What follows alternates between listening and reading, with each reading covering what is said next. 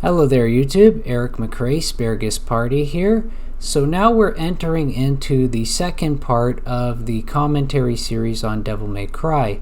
Now if you remember from the previous video, I opened with a very interesting yet potentially vague and confusing question. But first, in this video, we will finally deal with the answers to that question, and we will expand and explain. So let's get into this. So for me, I think that the first potential implication or hint that Dante and Vergil may be in some way philosophically or metaphorically representative of one and the same person kind of comes in the cutscene where Vergil's introduced in the form of Nilo Angelo, the opening mirror scene.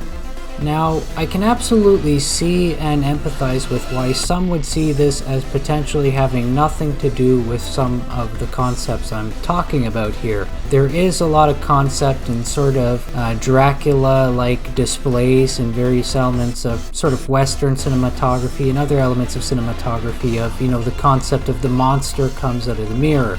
And absolutely, in cases like that, the mirror is not always meant to give a sort of deep meaning or philosophical or spiritual truth, but simply to imply exactly that. The basis of a story, without much thought to introduce some kind of force of antagonism or terror, namely the monster that comes out of the mirror. And with that kind of sense and lens applied, it would make sense that innately you wouldn't see anything meaningful or philosophically or spiritually relevant here. However, interestingly enough, this is not the only concept that's been applied on an intellectual, philosophical, emotional, or spiritual level to the imagery of the mirror and the implication of making a work of cinematography where something comes out of the mirror that maybe in some way represents you and yet in some way is reflecting a monster or something demonic. Actually, in a very real way, this concept can be a reflection of a sort of concept of a duality that's been understood for a long time and emphasized and expressed by many in various forms of writing, artistic imagery, or even in anime and games at points, and I can provide some examples. So in the case of the sphere of Western intellectualism and psychology and the study of the mind and the emotional systems, writers like Carl Jung and his positions on what is called in the psychological world the shadow, which has two forms that are reckoned, the individual shadow and the collective shadow, and I'll briefly get into that in a moment.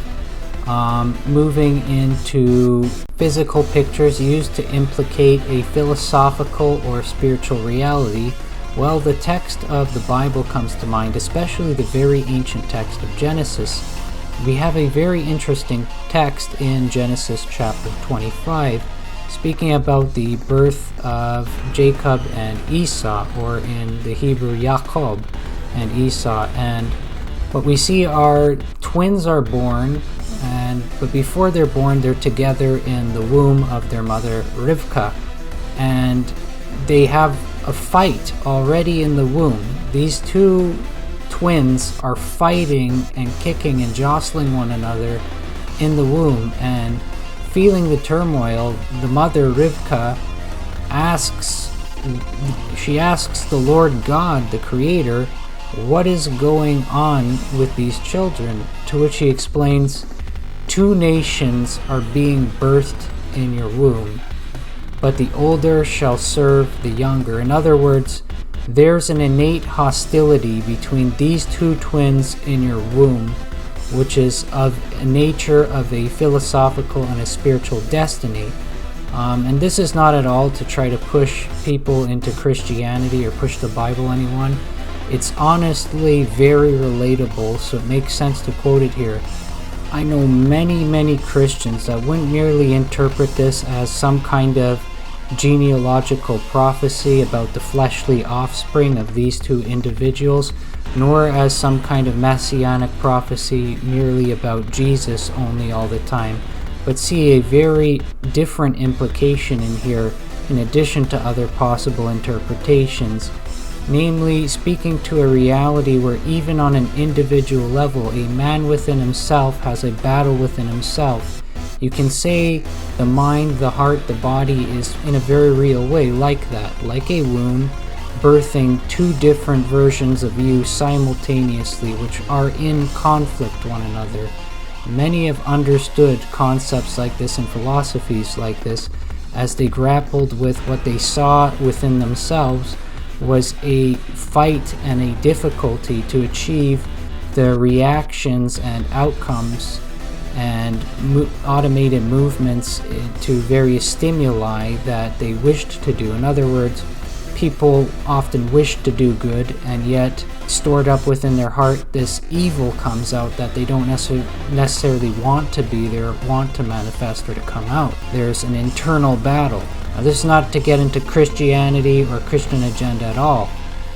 When Japanese philosophies pertaining to the same general concept are expressed artistically, what you get are scenarios and scenes like what happens in the Dot Hack IMOQ series, where Kite is battling Kubiya, and what you see is happening in Kubiya is that within this element of itself, it's actually replicating a copy of Kite, which we can understand pertains as a sort of duality to the Twilight Bracelet that Kite has in himself.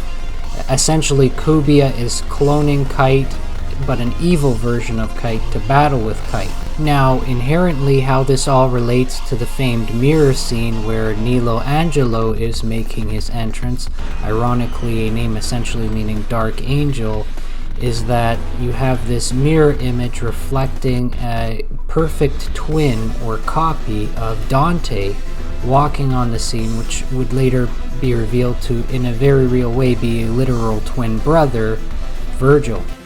So in a very real way, there's this sort of metaphorical imagery that's understood as something that could very well have been applied here, where Dante looking in the mirror is literally him looking inside himself, into the deep part of himself, to see that other shadow or reflection of himself that represents a Dante who would have made different choices, chased after different priorities, and handled situations and stresses in different ways. Dante being a type to maybe more cope with humor and sort of make more concessions for a relationship. Vergil being the counterpart that chose to pursue power above all else and cut off all relationships, seeking to only dominate and control. In a very real way, a sort of type of mindset where reacting to emotional hurts, senses of betrayal, letdowns, or the failings of others, someone sort of cuts off their own emotional system, forcibly shuts it down, and becomes a cold and calloused character who can kill without feeling a thing.